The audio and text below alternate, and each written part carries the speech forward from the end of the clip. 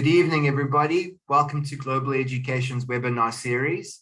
We've got an exciting webinar for you tonight. It is something that we are very proud to present to South Africa and to Zimbabwe. We do all hope that you have a pen and paper and you listen attentively to this one, because there's some really important information here.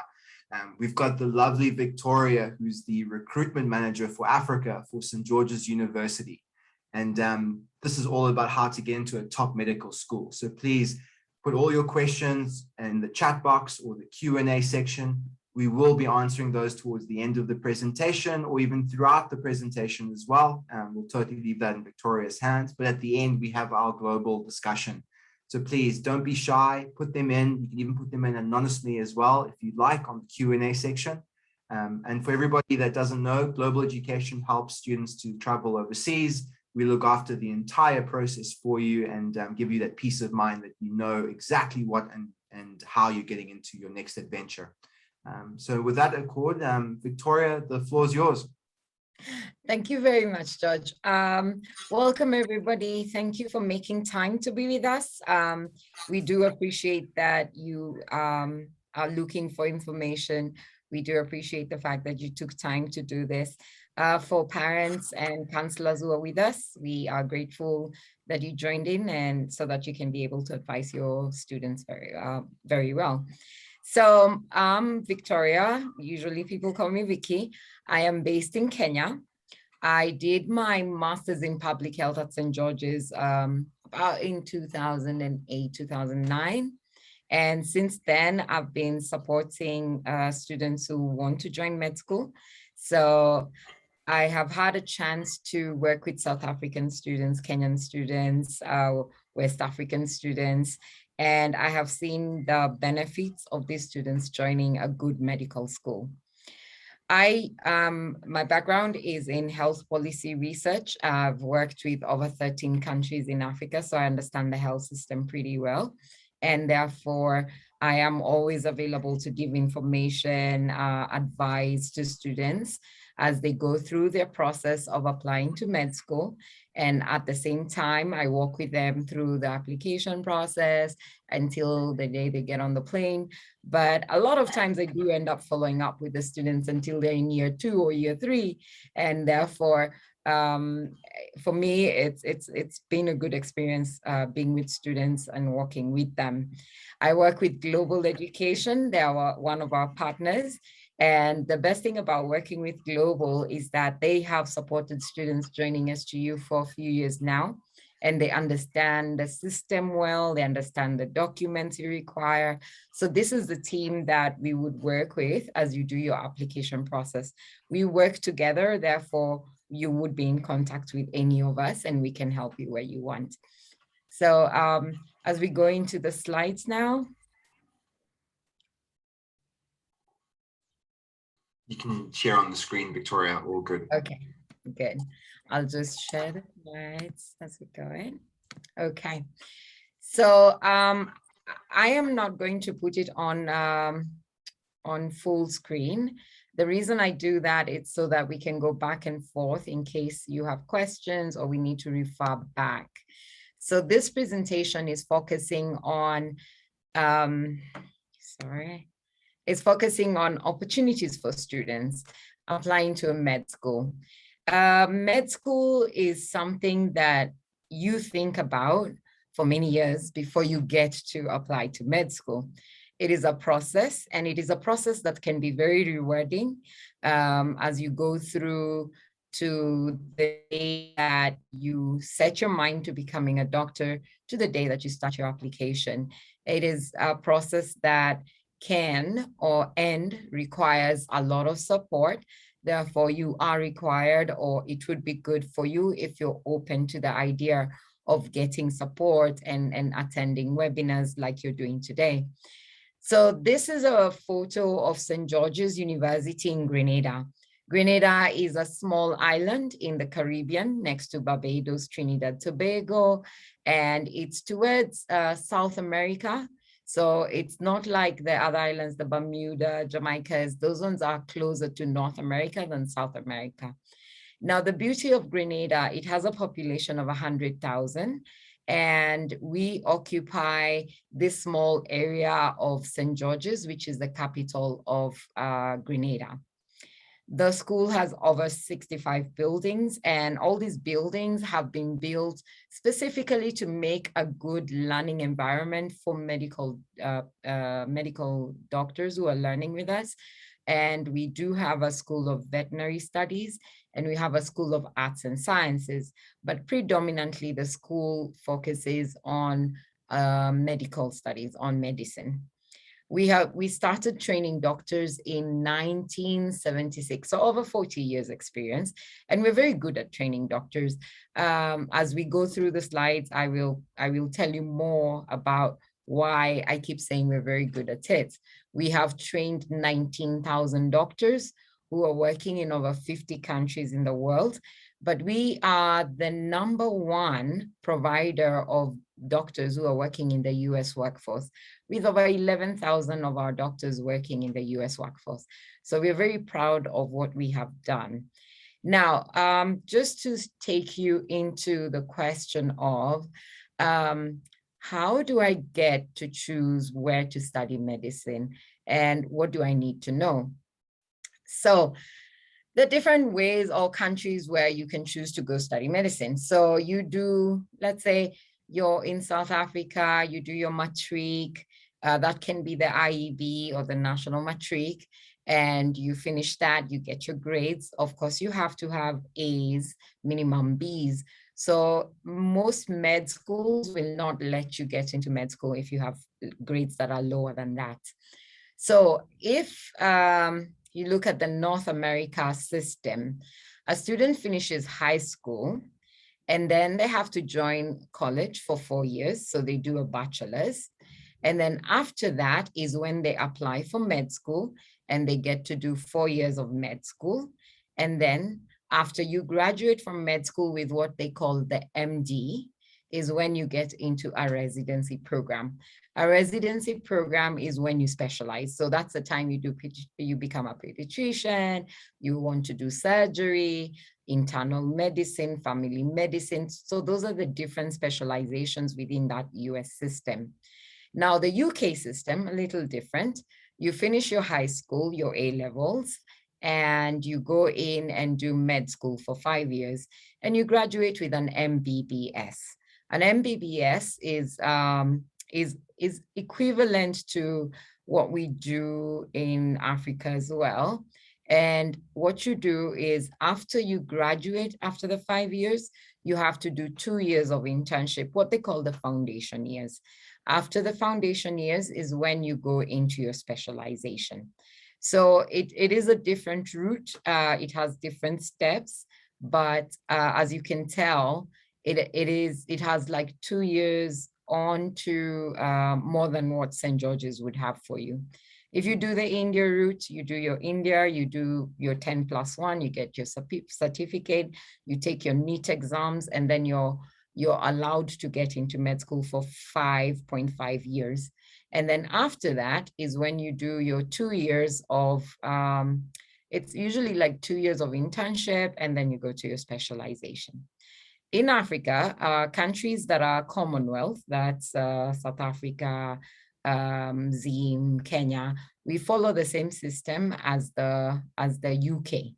So a student finishes high school, goes into a 6-year program for med school, 2 years of internship, and then specialization. They don't call it the residency, they call it the MMed. This is the master's in medicine that usually you end up doing oncology, neurology, and everything else. That's a specialization. If you have questions, like we mentioned, please feel free to put them in the chat, and we will keep looking at them as we go along. However, George, you can interrupt me if you see a question that's focused on what we are talking about. No problem, absolutely. Okay, so I was just checking into the chat. So as you can see, there are many requirements to join a US medical school. Now, they require you to, or they require a student to do an MCAT, have a 3.5 GPA, or if you come to SGU, we require the MCAT to be 499 points or 3.2 GPA, and you come to St. George's. However, for our international students, that's you from South Africa, from Zimbabwe, you're not required to take an MCAT. The reason being, you did not study in a US school. Therefore, for us, what we will require you to have is the grades to get into med school. The USMD course requirements, you're required by almost all USMD schools to have biology, chemistry, physics, calculus, and or statistics.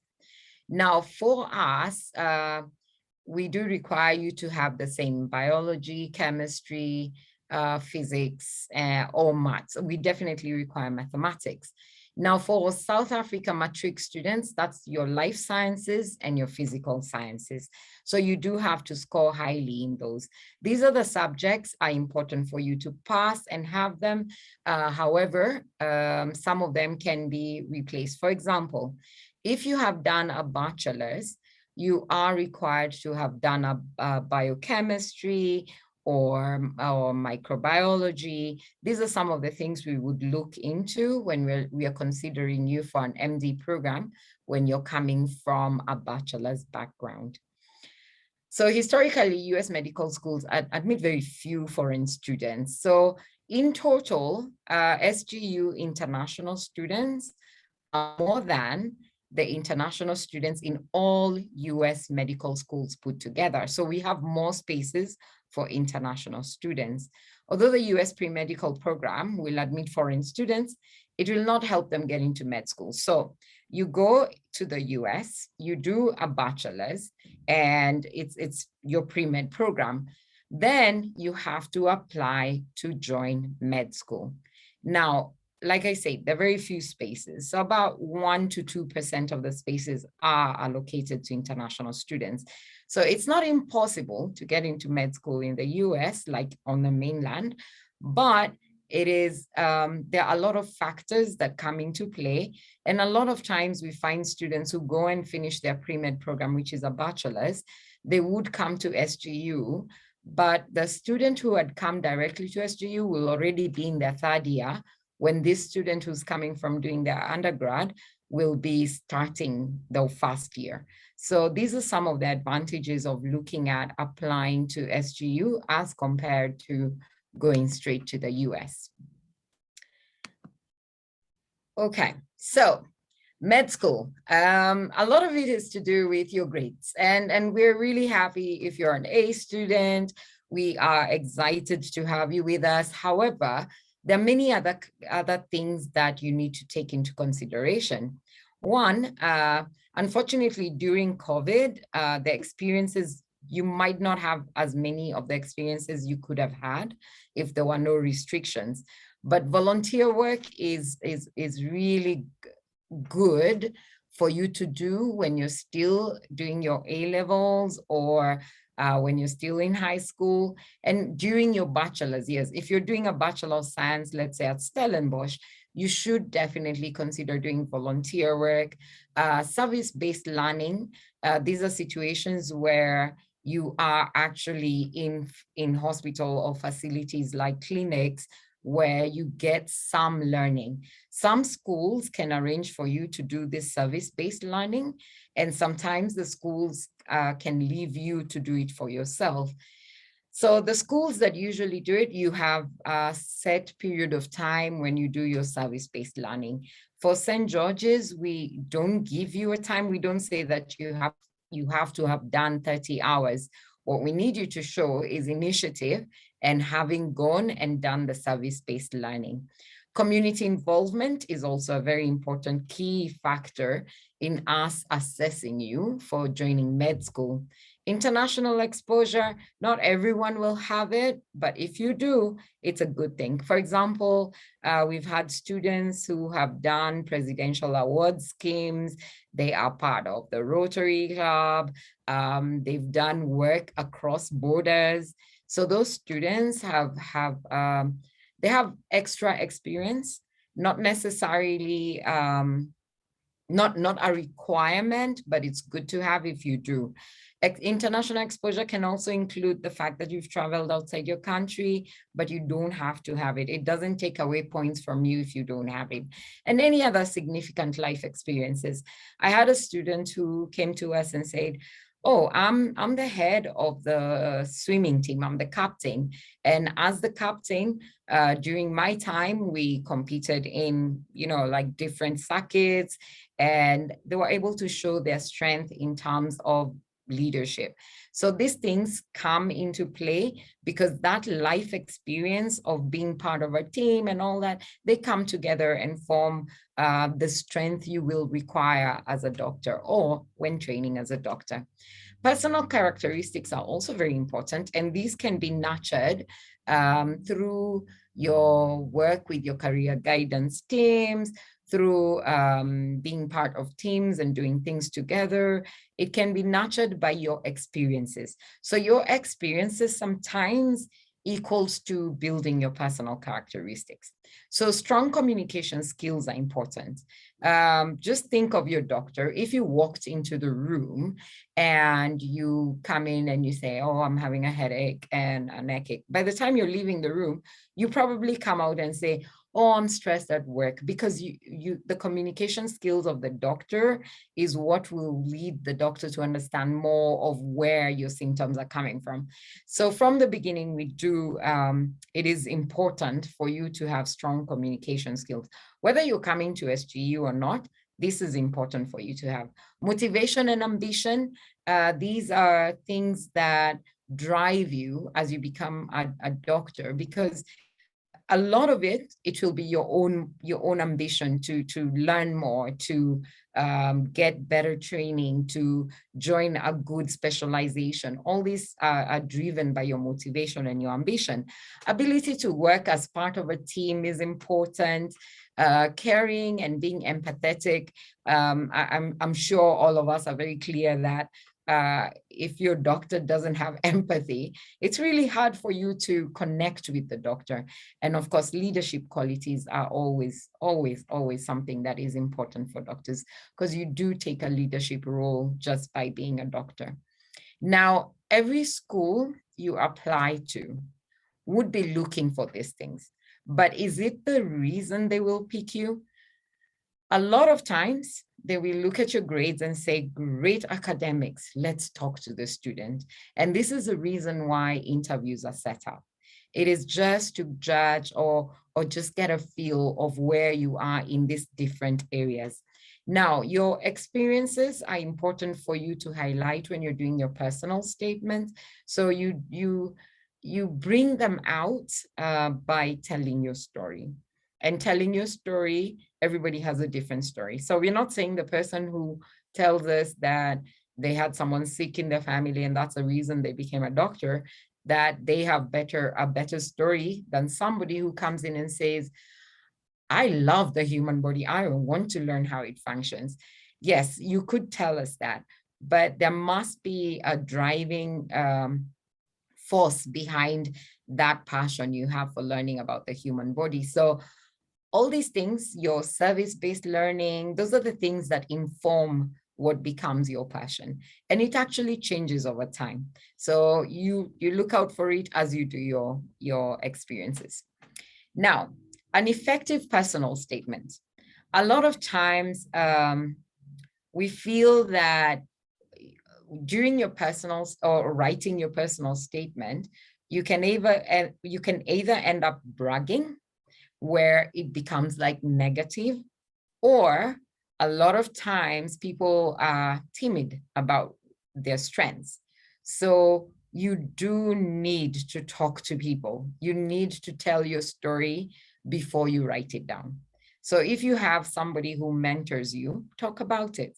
If you have people who have worked with you, maybe your career teacher, have a discussion about it before you write it down.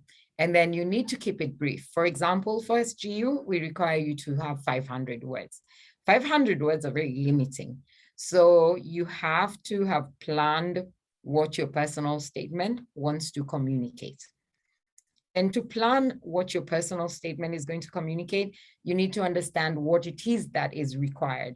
So whichever medical school you go to, if we have mentioned your academics, you'll tell us about how strong you are in your academics, and we will see your results. Then your work, your life experiences, you look at which life experiences highlights your reason for wanting to be a doctor. And then you look at your personality traits, and you want to bring them out in your personal statement. So always structure it so that you capture the different reasons why we would pick you. Now, tell your story, comment on why you want to be a doctor. Who are your role models? So instead of coming out and saying something like, I am a leader, you can come out and say, my role model is Dr. So-and-so. He is a leader in his field, and I have worked with him, or you've done some career work with him, and you have seen how his leadership skills have created situations where he's able to deliver the service he's doing. So you're already telling me that you are observant, you have somebody you look up to, leadership skills you have identified as a strength just within that sentence. So you need to structure it so that you're not just coming out and telling us, I'm a leader. No, we need to know, what do you mean by saying I'm a leader? Where are you from? Now, a lot of times we do forget to mention where we come from. So I have read personal statements where I could not tell where the student comes from. I know they're from South Africa. I know they're from Joburg. I know the health system in South Africa and how it functions, but this student had no idea how the system functions. So it becomes a problem, because if you don't tell me where you come from, that means you haven't thought through the system where you want to come and work. So it doesn't mean that you have to know exactly, for example, how the health system in South Africa works, but you might as well as know where does a person who is in Limpopo in a village get health services? Do they come to Johannesburg, or are there health centers that are closer to the community? Are there referral hospitals that do major surgeries in South Africa? Because Kenyans come to South Africa for services like that. So you want to talk about the space where you are from. And any unusual aspects of your background. This is where you talk about, I've had many people are motivated to be doctors because, one, they either were unwell and they were treated by a doctor, and they've seen, or they feel that they want to be part of the solution in such a situation, or where they've had a family member who was unwell and they want to talk about, that's the reason I'm motivated to become a doctor. This is where you talk about it. Now, how you place that in your story, it would have to be your prerogative, but it is important for you to bring out these things. Then be yourself. Don't try to be too self-promoting. And this is where I was talking about, don't like, the word is bragging. Don't be too self-promoting that you forget that you have all these other things to talk about. Have someone not in the medical profession read your personal statement and be brutally honest with you. Some people tell me that their siblings can be very brutally honest. So let your sibling read your personal statement. A lot of times we are shy to share what we create. It's like an artist. If you paint, you don't want to share it with everyone until you get to a point where you feel it's good.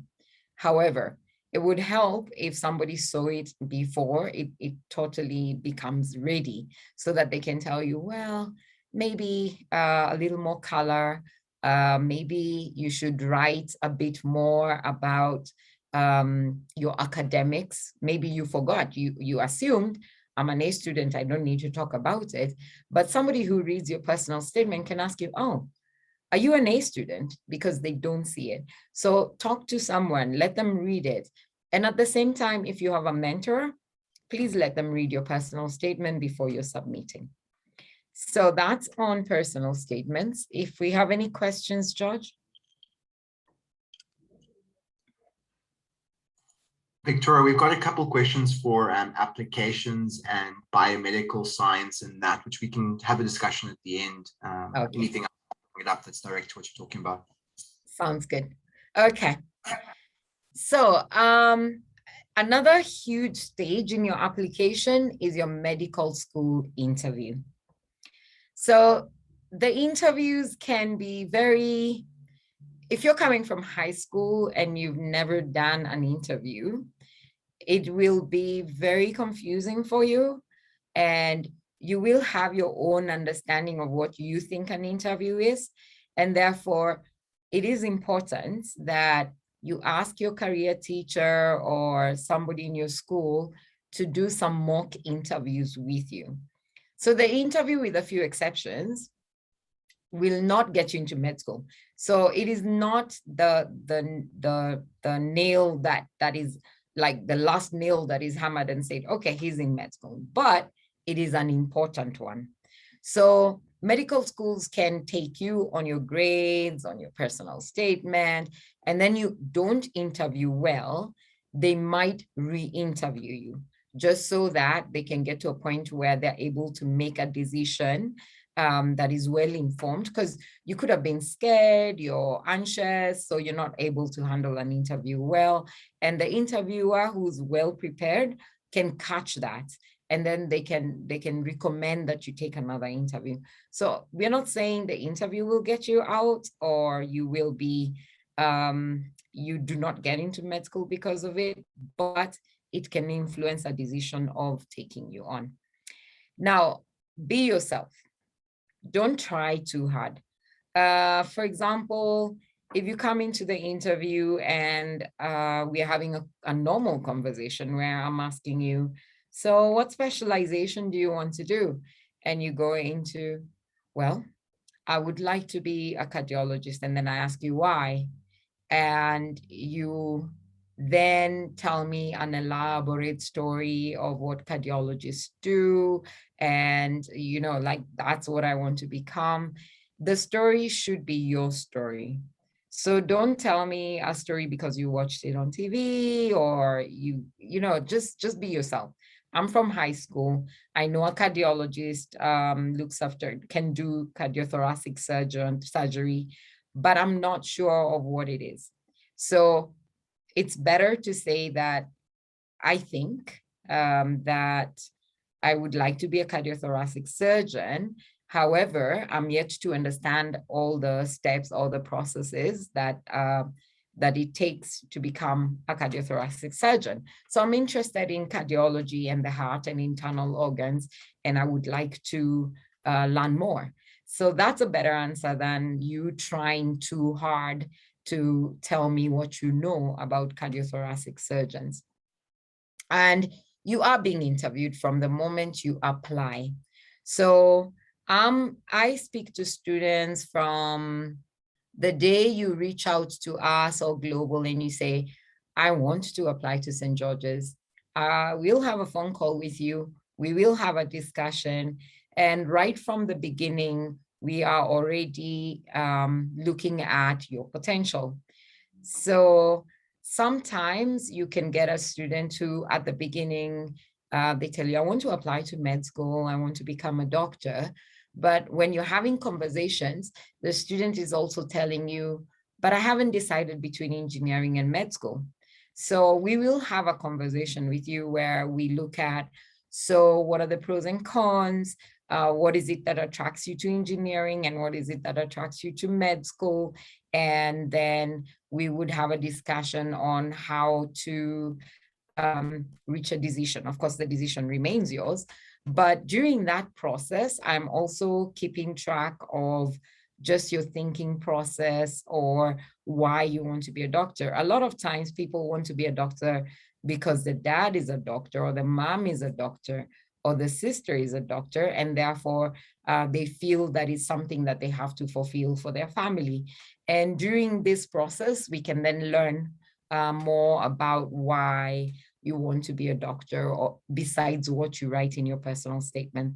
So whenever you have contacts with recruitment officers, it's a good idea to keep remembering that you do still need to be composed and still handle the situation as a professional.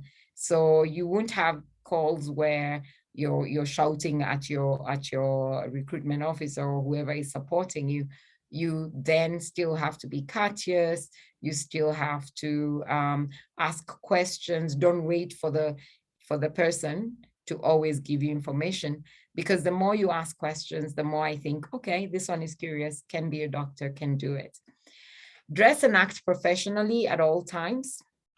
Be particularly nice to the support people, and prepare questions to ask your interviewer.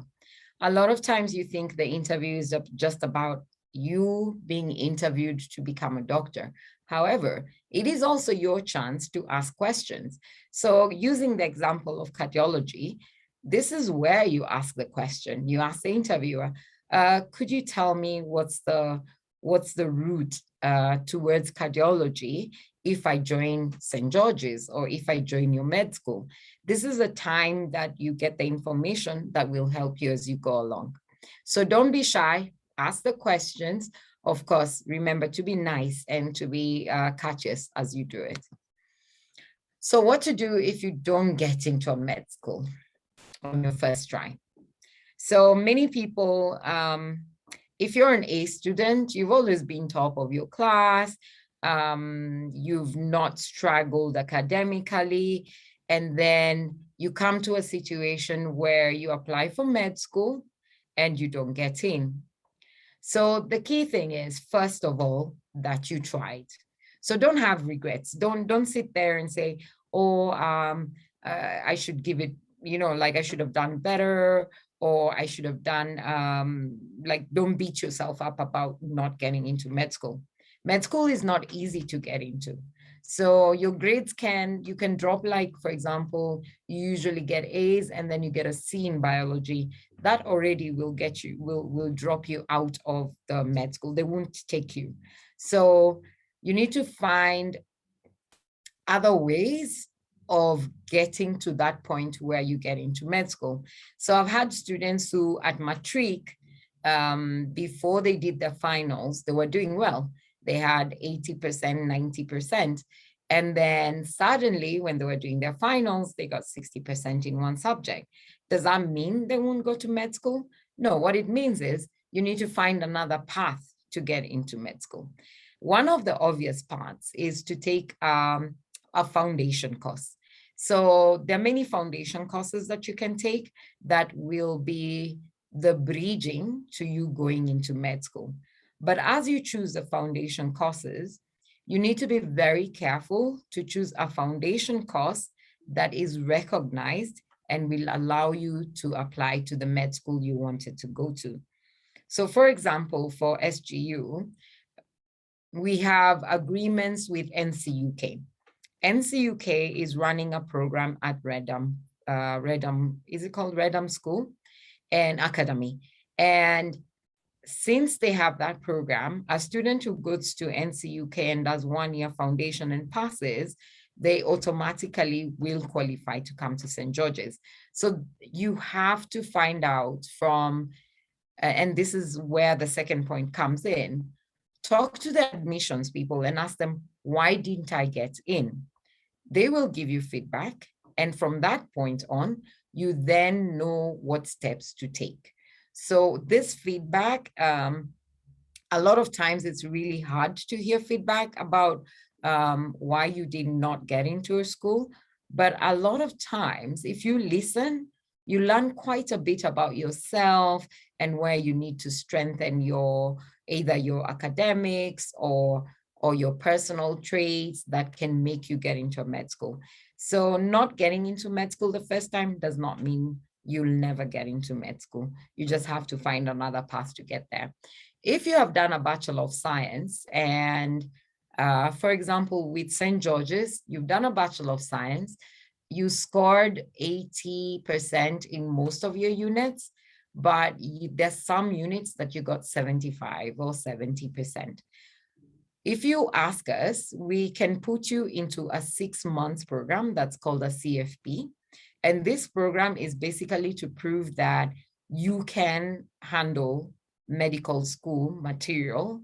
And therefore, if you pass the CFP, which the pass mark is 80%, then you get into med school. That means you've taken a few months more than another person to join med school. But those opportunities are available. You just need to ask. Or you might do a master's program that will give you the grades for you to get into med school. Okay.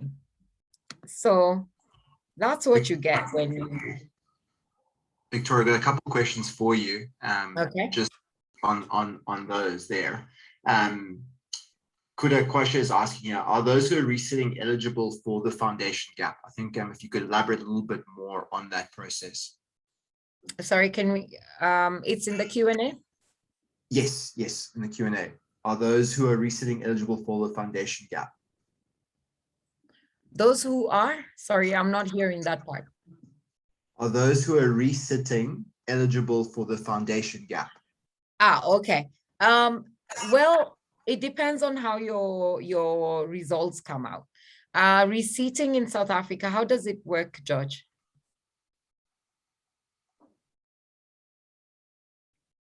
So you take your matric and you need to retake some units, right? So yes. Yeah, if you need to retake some units, if you pass them, then you don't need to do the foundation. But if you don't pass, you then join a foundation program to just strengthen all your grades. So it's not like you'll join the foundation just to take care of the ones that are weak. You'll have to join the full program. That means you take your chemistry, your biology, your maths, and if you're strong enough, do your physics as well, and then retake the subjects. I hope that has answered your question. I've got another question here from Audrine, which is what type of environment is St. George's like? And are the classes small? And are there simulations in the preclinical years? And then I've got another couple which are more applications. So I don't know if you want to do them all now or at the end.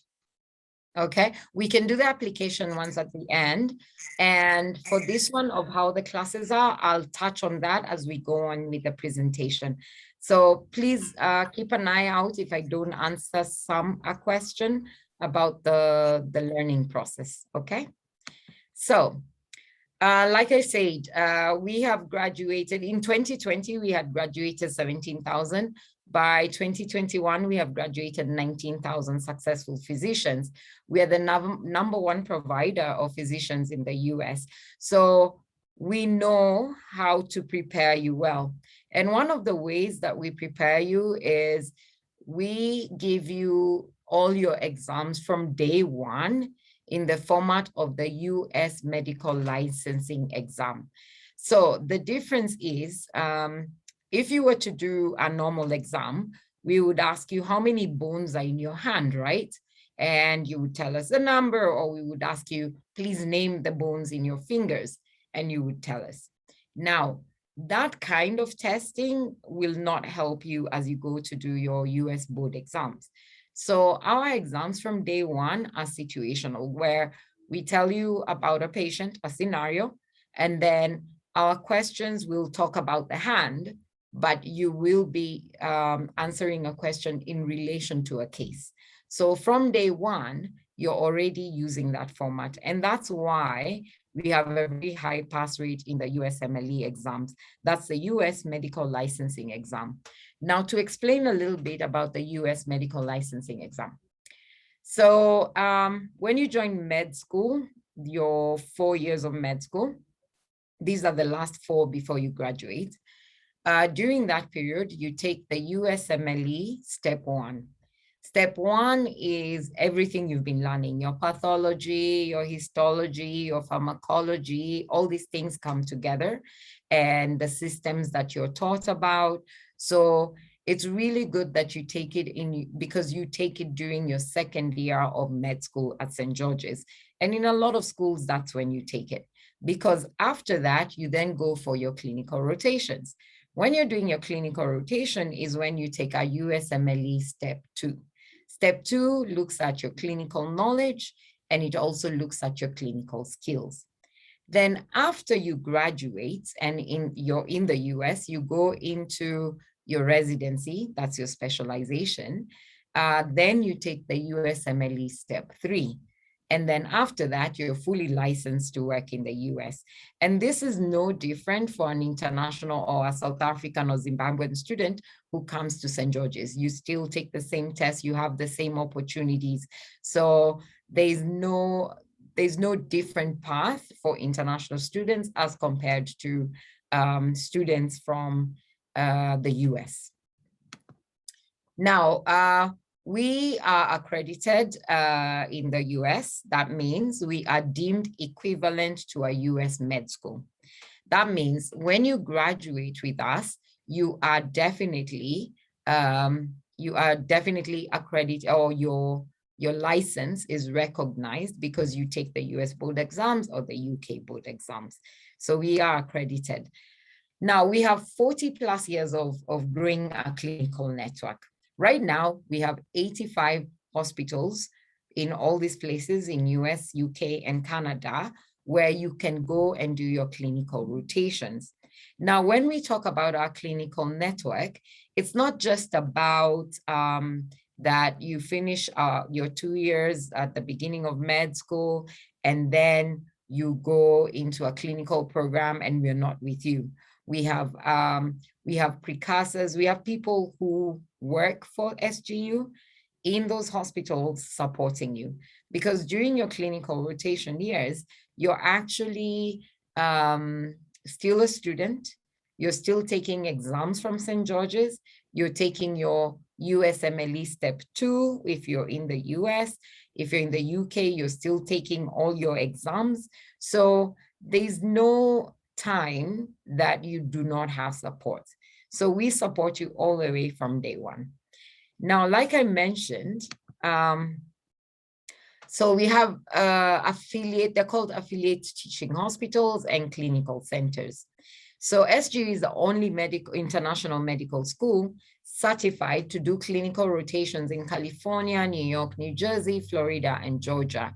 And the reason we have that is because we have produced good doctors who have done good work when they got into programs in clinical rotations, and also when they got into their residency programs. So you would be in a very good position when you have opportunities to go and do clinical rotations in main places. Some schools will tell you we only have 4 places where you can go. That means your choice is limited in terms of the kind of exposure you can get. So the more affiliate teaching hospitals you're working at or you have access to, the more opportunities you have. Now, like I said, USMLE, SGU, we had a 96% first-time pass rate for USMLEs. That's 2018. We have continued with the same in 2020. So we are performing very highly. And like I said, it's because you get support from day one. We have different mechanisms that we use to support you, including the Department of Education Services, where if you have a challenge with a unit, let's say you go to biochemistry class and you cannot, like you feel that you need extra help, you go to the Department of Education Services. You can either get study group, be a part of a study group. You can be tutored directly by our tutors. And the tutors can be a student who's ahead of you or a medical doctor who is your clinical tutor. So you have access to all these services with no extra cost. And we work with you until you tell us, okay, I'm comfortable, I can take my exams. So you have these opportunities in SGU. So it's very hard for you to fail out unless you have other challenges. So like I said, we impress. SGU is very proud of the fact that our students get into residency positions. So SGU leads all other international medical schools in obtaining US residency placements. So 93% of our eligible in 2019 and again in 2020 have gotten into residency positions. 85% of our eligible international graduates who applied for US residency positions, they got in. In 2020 and 2021, because our years kind of cross over, we already have 92% of our students getting into residency positions. So your best bet is to get a school that gets you to that point. Now, somebody had asked a question about how the classes are delivered. I'll just go through that a little bit. So we, any intake, so we have an intake in January, we have an intake in August, and we have one extra one for people who have a Bachelor of Science who start in May or in April, May. Now, the difference is for our 4-year program is a person who has a bachelor's. That's minimum 2 years of science curriculum, including biology, chemistry, and we do say minimum 65% average, but it's very competitive. So the higher the average you have, the better for us. Now, the five-year MD program is for people who have done a full IB diploma, they have done 2 years of the science foundation program, or they have done their A-levels. And we do expect you to have A's and B's or score 80% and above. Then the 6-year MD program is where your matric comes in, South Africa matric or the West African exams, national exams.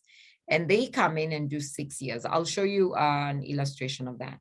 And then we have the 7-year program, and that's for students who have just done IGCSE and they did not continue to do their A-levels. Now, our classes, when we get the students in, you come in January or August or in April. Now, you are usually 600 to 500 students coming in at any intake. You're about 1,000 in a year. We graduate 1,200 in a year. Now, when you get into our program, you are divided into what we call colleges. Colleges are about 100 to 150 students. Now the college, that 100 or 150 students walk together all the way to the end until they're graduating. The college takes lectures together. So you'll go into a lecture room together. However, 75% of your learning is done in groups of 8 students to 1 tutor. That means you are mostly in a group of 8 students to 1 tutor, 8 to 1. So you have a very intimate situation where you're learning directly in your small groups, and that's where you spend most of your time with labs, with clinical simulations. So your question is, do we let you have contact with patients from the beginning? Yes, you do have contacts with simulated patients during your first 2 years, because one is you're not ready. You don't know how to handle a patient, and we do not want a situation where you're overwhelmed by situations. And 2, we want you to be prepared with the background knowledge before you have contacts with patients. The simulated patients is a situation where you have a patient who comes in with symptoms and everything, and you're doing it in your labs, you're 8 of you, and you learn how to take the case history, and from what they're telling you and what you're seeing, you're supposed to do a diagnosis and discuss it in your groups. So this situation is actually more real than because it's created for your learning. So it makes the patient interaction more helpful for you as a learner. Now, we also have labs where you go to your anatomy class, and we have simulations. So we have mannequins that you are taught on. So for example, if you're learning how to, something to do with the heart, you have a model, it's usually a a mannequin that you can take the BP, you can listen to the heart, you can do your ECGs, you can do all those things with the mannequin so that you are able to identify situations that you need to take action in terms of treatment within a very safe space. So you don't get scared because it's not a real patient. So these are the situations we create for you to learn and to have interaction with patients. So as you go closer to your clinical rotation period, that's when now you have interactions with real patients in hospitals. The way we teach, when you're doing your preclinical years, you're learning subjects. So you learn pharmacology, you learn physiology, histology, anatomy. So you're learning subjects. When you finish your preclinical time, what you learn next is the systems. So when you graduate, so you finish your preclinical years and you get into your MD years. The MD years are 4. Year 1 and 2, you're doing what we call basic sciences. So during that period is when you learn about the systems. That means you're not sitting in class learning anatomy. You're learning about the digestive system, the nervous system, and you're looking at all elements of that system. So you would be looking at the physiology, you will look at the anatomy of a nervous system, you would look at the pharmacology part of it. So all these things are what you're learning. So year 1 and 2 of the MD program is focused on you learning about how the human body works and how the different systems interact. But in your small classes, you could be learning about endocrinology.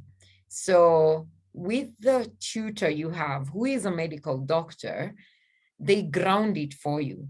So they would be telling you about a diabetic patient or a patient with a pituitary gland problem, and they make it more real for you. So you just don't learn about the system, you learn about the different conditions that are connected to that system.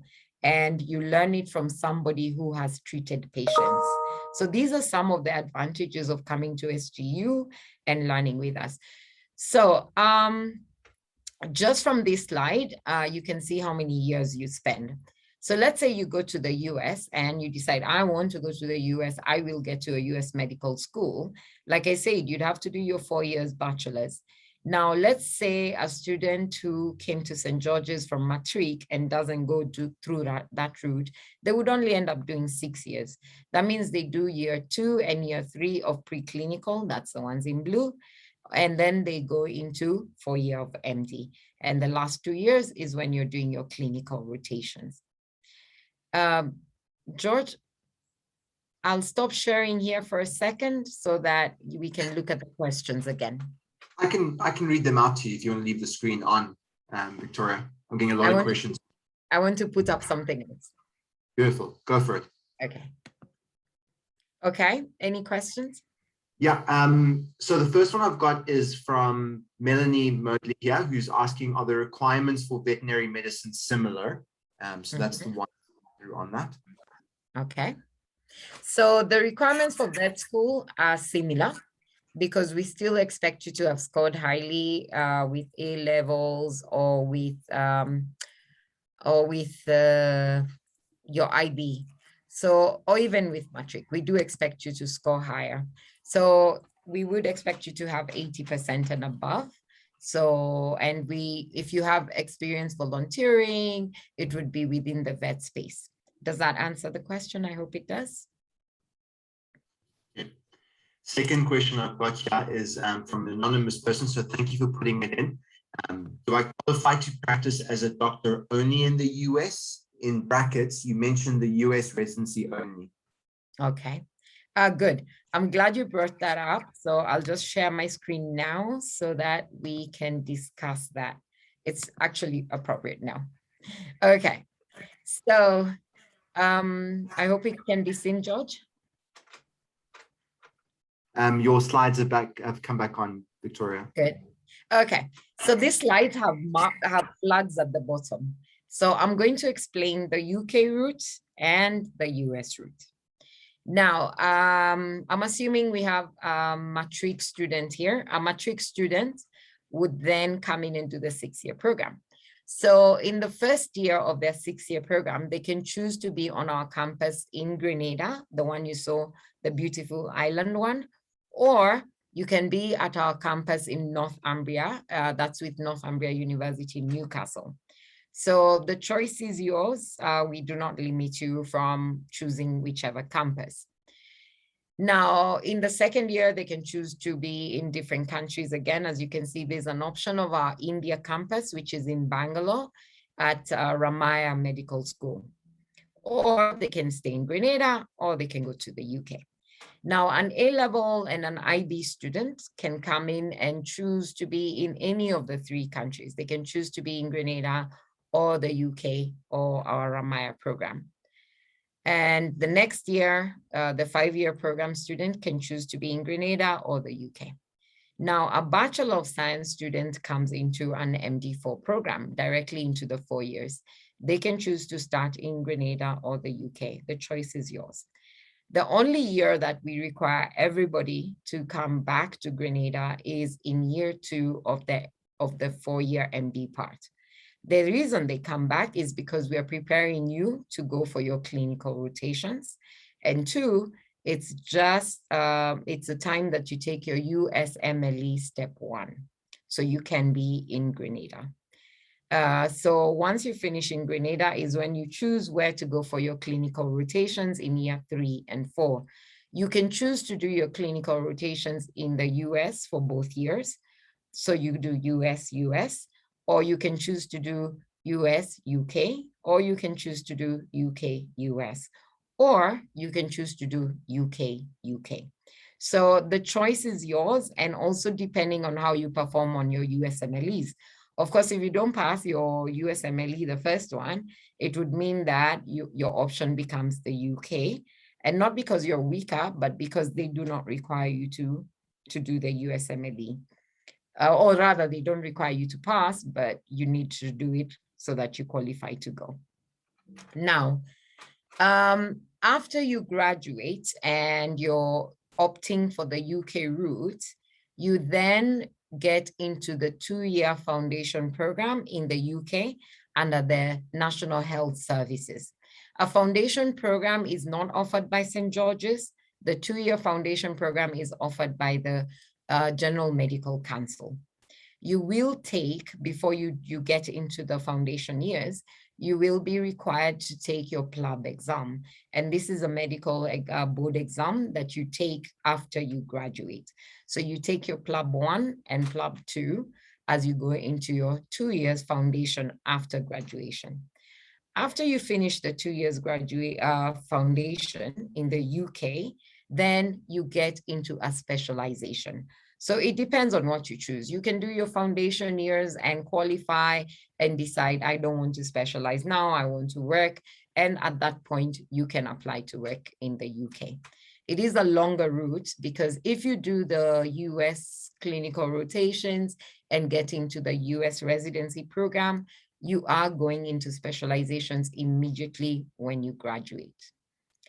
Now, if you come to St. George's, one of the benefits of joining St. George's is you can do a BMed Sci. That means you get a Bachelor of Science in biomedical while you're studying your MD program.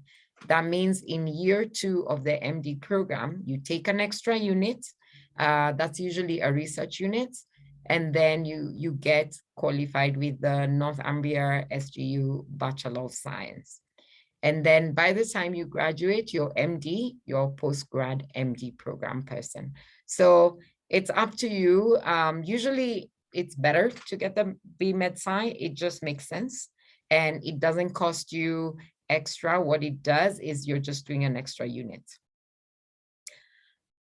I hope I have answered the question on the clinicals and how we teach and on the countries. Yeah. Victoria, could you also, I think it sounds like the same person's asked another question here. In which countries is the MD valid after graduation?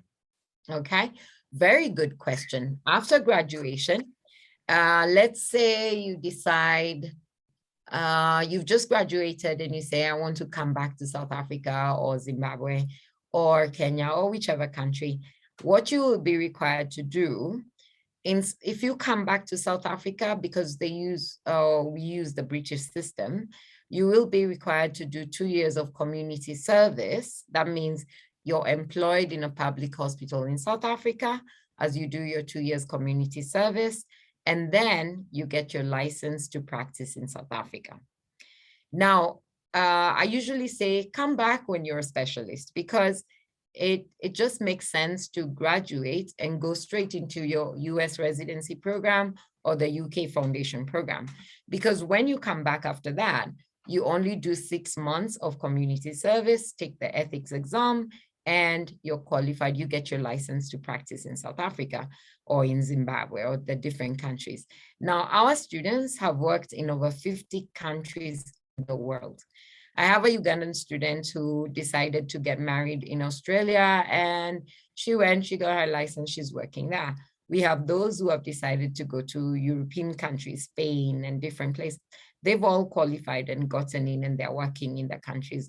We have those who went back to Ghana and they have qualified, and they actually, we've gotten feedback from the boards of these different countries, and they say our students perform very well when they get into the getting a license in their countries. So yes, you can work across the world. If I was you, I would take that. It's an adventure, really.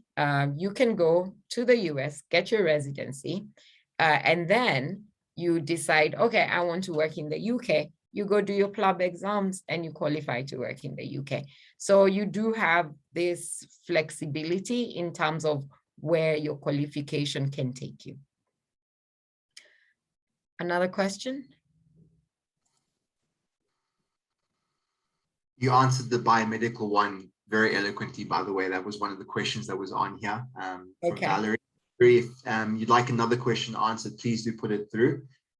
Constance is asking, when is the best time to apply?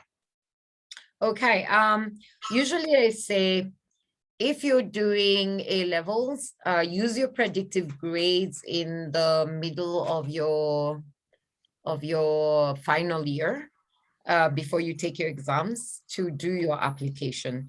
What that gives you is the advantage of knowing if you'll be conditionally accepted as you go into doing your final exams.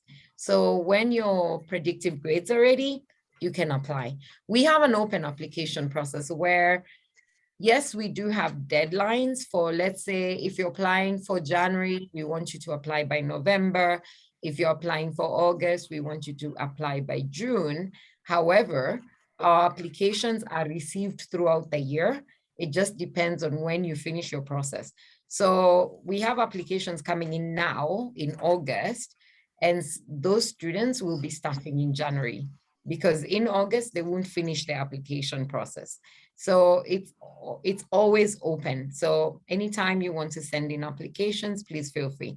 If you're doing matric, you can get your prelim results to do your application. And again, you'll get a conditional acceptance until you get your final results, and then you can come in. So yes, you can apply throughout the year. Constance has then had a follow-up question, and I think you're the best person to answer this one, Victoria. Okay. So you have to be sure of the program you want to study even way before your A-level exams.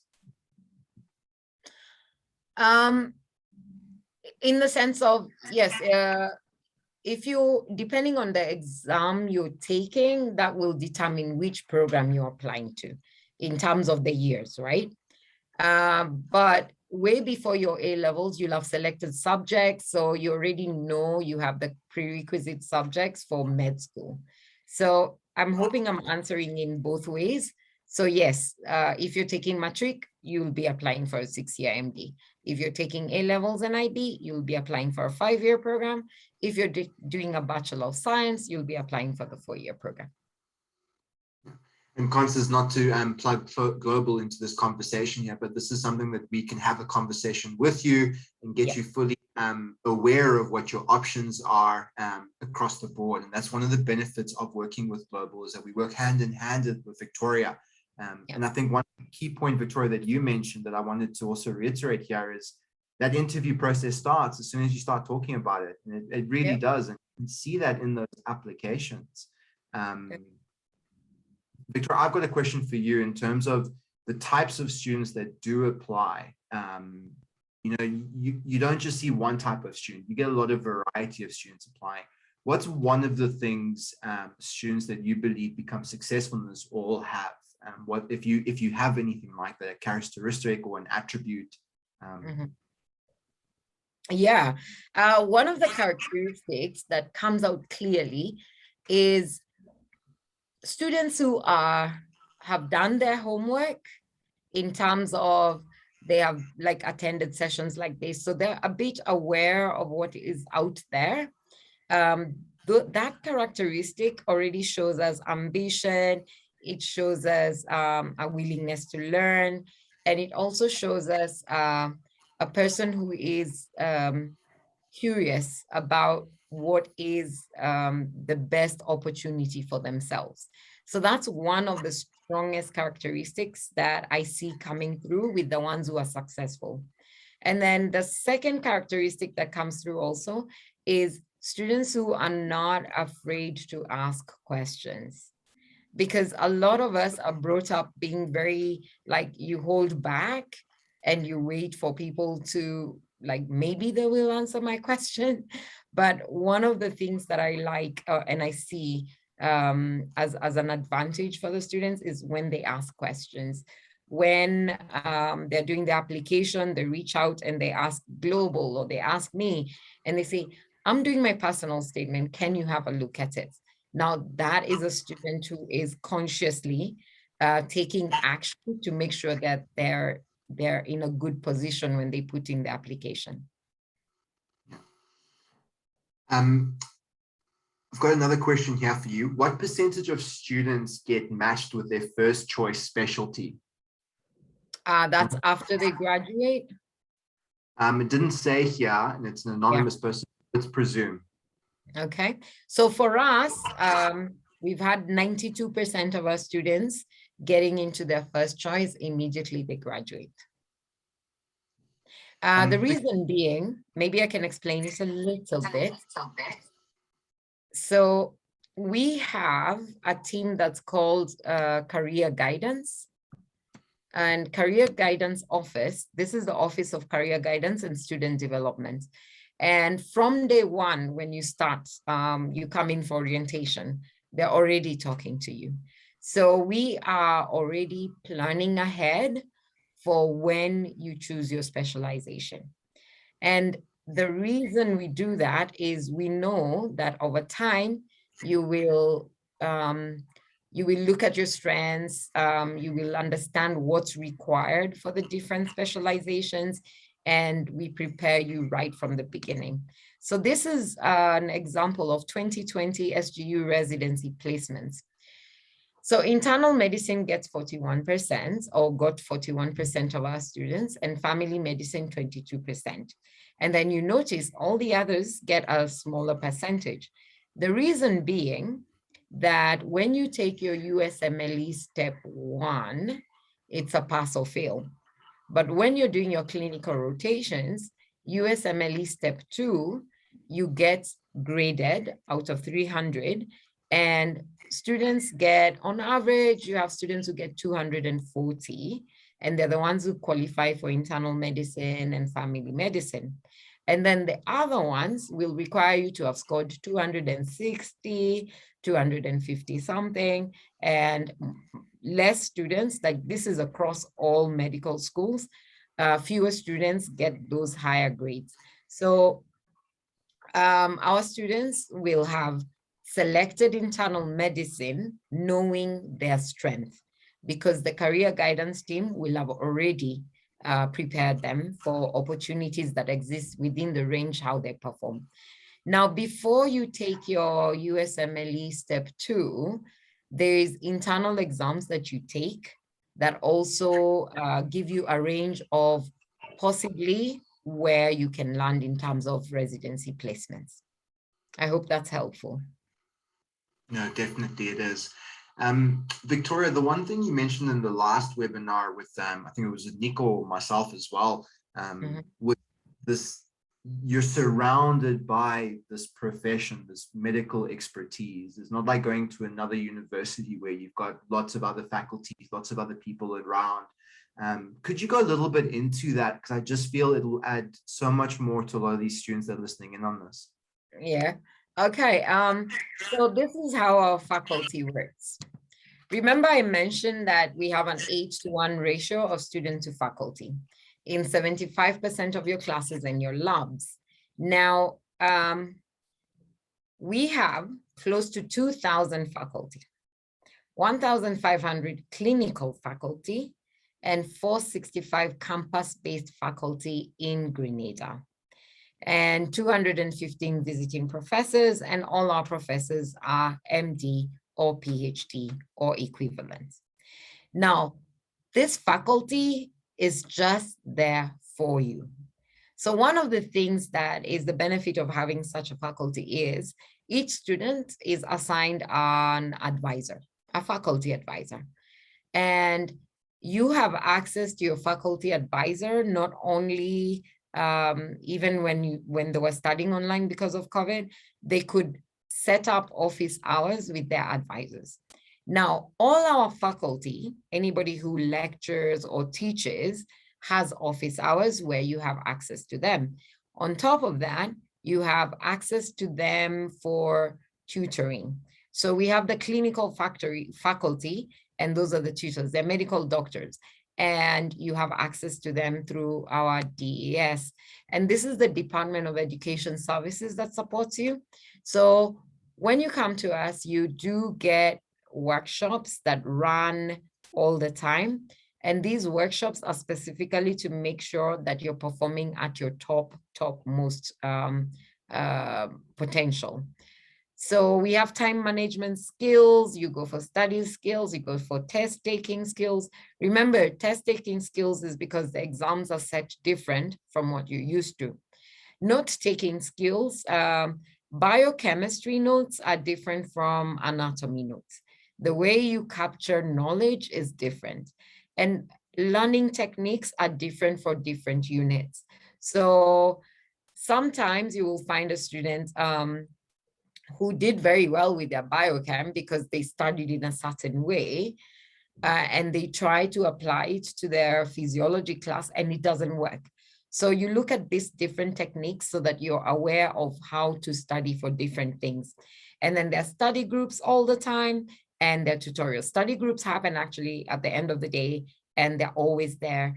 And then tutorials is when you need one-on-one with faculty, or tutorials with students who are performing well. Because for a student to become a support student in tutoring, they have to score more than 80% in all their exams for them to be allowed to be tutors.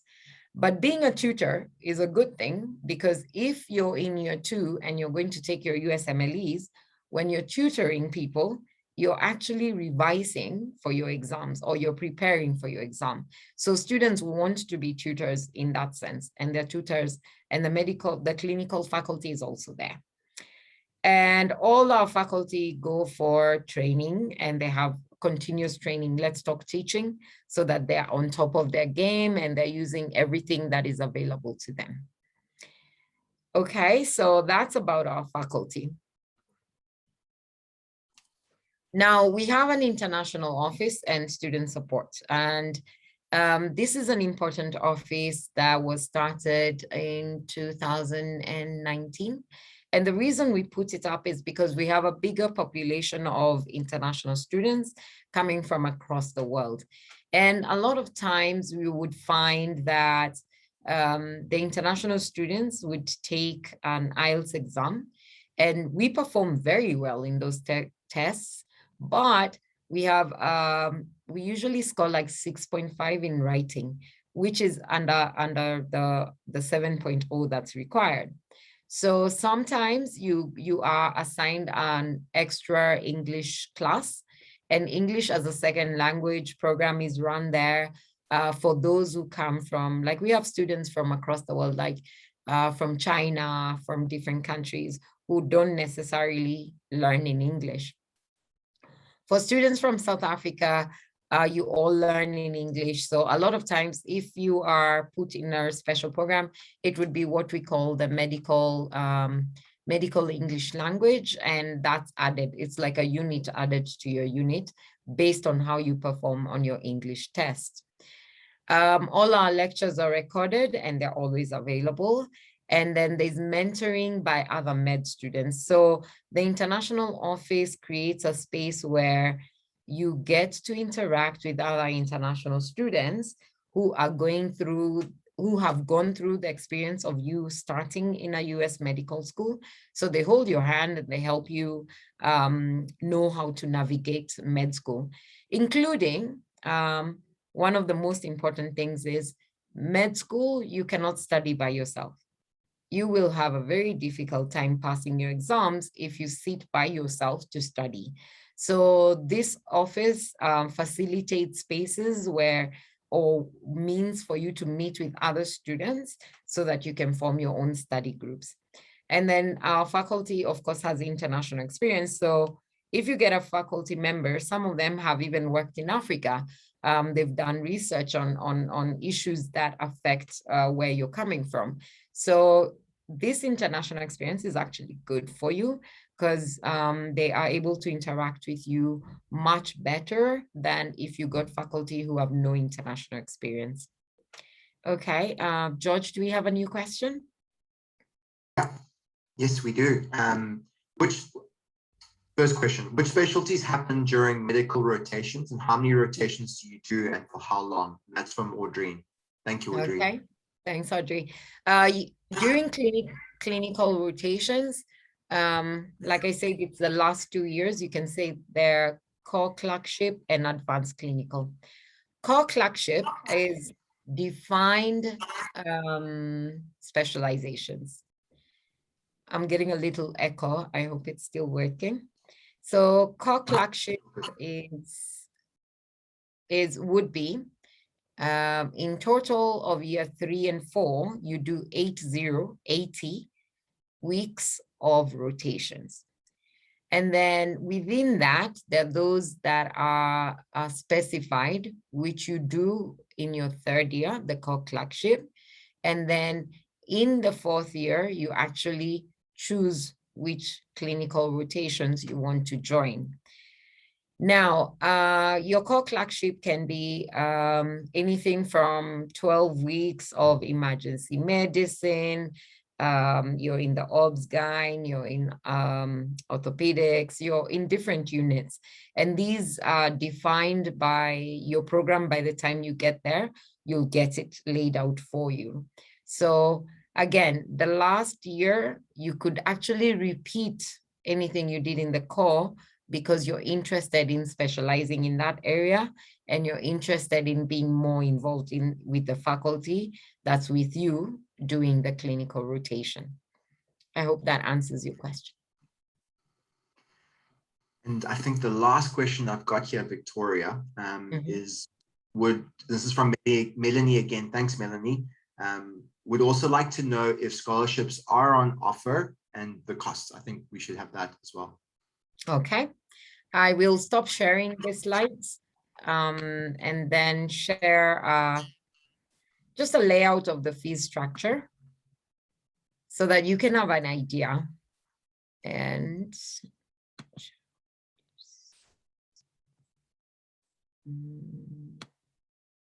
okay, so this is the fee structure. I don't know if you can see that.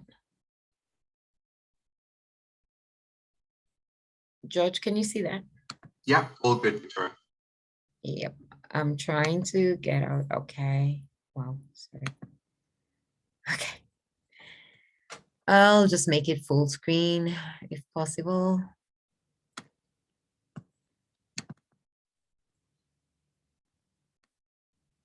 Oh, there you go. Okay. And I'll make it a little bigger. So this is our fee structure. In total, a student who is coming from Matric and is going to do a 6-year program, as you can see, the fees would be, you'd be looking at fees of about $387,000. And then, of course, you have to put in the living expenses at about $124,000. So yes, it is a little costly, but it's definitely worth the investment, considering when you finish studying med school and the first year you get a job after your residency, you'd be earning above $200,000 in the year. So this would be just a tidbit of your investment. So yes, now we do have scholarships, and the scholarships we have are partial. So of, let's say, $387,000, the highest scholarship we would give you would be $80,000, and the lowest would be $40,000. However, this is a needs-based scholarship. That means all our students are A students, and they have shown like their volunteerism, humanitarian work, and that contributes to us deciding to give you a scholarship. And then also the need. So we usually ask you what you have allocated for your studies, and then we make an assessment based on everything together to decide if you can get a scholarship. So yes, you can, it's not guaranteed, so you can be denied a scholarship, but you can get $40,000 to $80,000. And that's spreads for to every term. So what we do, we divide it by the terms, and that is spread out throughout the years. Just on, Victoria, on that conversation of scholarships as well, and to a lot of the medical students that are listening in on this, you know, scholarships are very difficult throughout the world. No matter the institution, there's more than ever. We have students around the world are applying to universities from all over. Don't let that be the decision in terms of where you apply to. Look at your outcomes, look at the investment that you're putting into, because it's your hard work and your career that's at stake here. And that's what you should be looking at. So the best advice that any one of us at Global, and I'm sure Vicky would agree with me here, is, you know, really investigate this opportunity, because it's a life-changing adventure. And for some of our counselors that have been to Grenada, I'm not one of the lucky few that's been there yet, hopefully soon. It's an incredible place. And Victoria, I'll leave it to you if you want to add anything on to that and carry on. Yeah, it is an incredible experience. I'll just tell you right now, we have African students who came to St. George's from high school. They still hold their passport. One of them is a Kenyan student. She did the 5-year program. She went to New Jersey, where she did her clinical rotations. And then when she finished her clinical rotations, she was taken into an internal medicine program, residency, and she did that in New Jersey. When she finished her residency, she was asked by her faculty, because she was very good at what she was doing, they asked her to supervise the residency program. So she became like a senior resident, and she did that for a year. Right now, she is doing her cardiology specialization after doing internal medicine at Harvard. And this is just all about just knowing where you're going, being very clear about your goals, studying hard, making sure you ask for help. Because I remember she told me when she was doing biochem, she was struggling with it and she went for help. So she knew when to ask for help. She has gone and taken advice from the career guidance team. So she always knew which faculty or how to get good recommendations and what to do when she's in the residence program. For her, she became a leader just from from the experience they saw or how she carried herself. And now when she's in Harvard, she's actually finishing, it's called, so when you finish your residency and you want to go into the next level of specialization, it's when you go into what they call fellowship. So she's doing her cardiology fellowship in Harvard, and she's going to do another fellowship in a specific area of cardiothoracic surgeon. So coming to SGU can be a journey that you will enjoy. You can study in different countries during your study period. And during your second year, your first year and second year of the 4 years, the last 4 years, you can do selectives, and those ones you can do in Czech Republic, you can go to Honduras, you can go to India. And when that is during your summertime, instead of going home, you go and do 2 weeks of selectives, which are always good for your CV, because it just shows that you're open to learning. And anyone who is reading your CV when you're doing your residency application will actually be impressed by how much experience you've gathered. So if you get to do the UK rotation and the US rotation, when you're applying for residency in the US or the UK, they look at that experience, that you know of 2 health systems. The US system that is very commercial and it's not a national health program, and the UK system, which is a national health program, both of them function very differently. So having experience in these different places through SGU is actually really good for your CV. If we have another question, I would be getting to the end of the presentation. If we don't. One more question, and I think we can answer this one at the end. So if you want to get your presentation, it's up to you. It's a question about regarding what advice would you give in regard to selecting a medical school as an undergrad? As an undergrad, maybe a little explanation about that. Yeah, Valerie, if you want to send some information through, and then we can discuss that with Vicky here. Yeah, as you type that, I'll just tell you now about the application process and documents you require.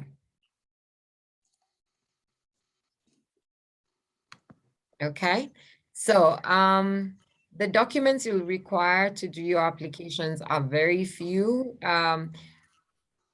We just need you to, 1, have a personal statement of 500 words, have 2 recommendation letters from your school, and the recommendation letters must be on the institution letterhead. They must be signed by the person who's doing them. And then 3, we require you to have your transcripts or your predictive grades. That's all the documents we need. And then, of course, there's your passport, and you need to book your English test. If you can do the booking, that would be enough for us to move forward your application. And it's so simple because Global helps you to get all those things done. So you don't have to worry about it. You just go to Global and they'll help you. Yeah, and just to add to that as well, with people listening in on this, you know, it's about fitting the mold. It's about making sure that you look the part, not just in the terms of the application, but everything fits in line. And we've been doing this for a long, long time, and we see it. We see it with students that know what they want, but even they still need that added support. And we're here to help and assist. Our main goal is to help students get the best advice in the market where there's so much information online. I'm sure all of you have all Googled, searched medical school. What Victoria has given in this presentation, I guarantee you will take a long, long time to search to get such information put in such a short time frame. So Victoria, from all of us, really, thank you very much. You're very welcome. We did have that question about undergraduates. Yeah, Valerie, if you want to answer through and let us know. Nothing's come through yet, Vicky. Okay, so I'm assuming if you're doing your Bachelor of Science, then you do have to keep your grades up so that you can get into med school. A lot of times we get people applying and they didn't perform well in their undergrad. So keep your grades up. Undergrad time, sometimes we drift away a little bit and we stop being so careful with our grades, but it's important to keep your grades up. And then the second thing, do an undergrad that can get you into med school. However, in St. George's, if you had done IT, let's assume you did biology, at least in high school, and you come to us and you say, I want to do med school. We put you in a program for 1 year that's called a post-bac program. And we have Paige, who we worked with global. She actually got into med school. She's very happy. She's now in her first year. And the beauty of doing a post-bac, it's actually your biology, your chemistry and everything. And you just have to show us that you have strength in sciences, even if you didn't do sciences as your bachelor's program. Brilliant. Valerie, I hope that answers your question, but please do reach out to me. Take a photo of the screen over here and we'll bring up all our details, or just George at global-education.co.za. For everybody who's listening in, you will get a recording of this webinar as well. And we'll also send you some further information and add you to the SGU Global mailing list as well. So please do click that subscribe button and follow us as well for more updates. Victoria, if you want to go on with your presentation or finish up, it's totally up to you. We know it's late in South Africa and we thank everybody for joining us, and Zimbabwe as well. But by all means, please, Victoria, the floor is yours. Yeah, no, I'll just stop here for now. Like I said, we work with Global, so they have my contacts, and as soon as we get the list together, I'll also send out information to everyone with some of the information I've showed you, plus a prospectus, so that you have the information with you as you make a decision whether to join us. But I do look forward to any questions that come through. If you need sessions with your parents, talk to Global team, they'll set us up, and I can definitely have those conversations. Brilliant. Okay. Everybody, and have a safe evening, keep safe, and see you on the next webinar. And for everybody weighing in, we'll send you that email shortly. Thank you, everybody. Bye, everyone. Okay. Thanks, Vicky. Have a good night.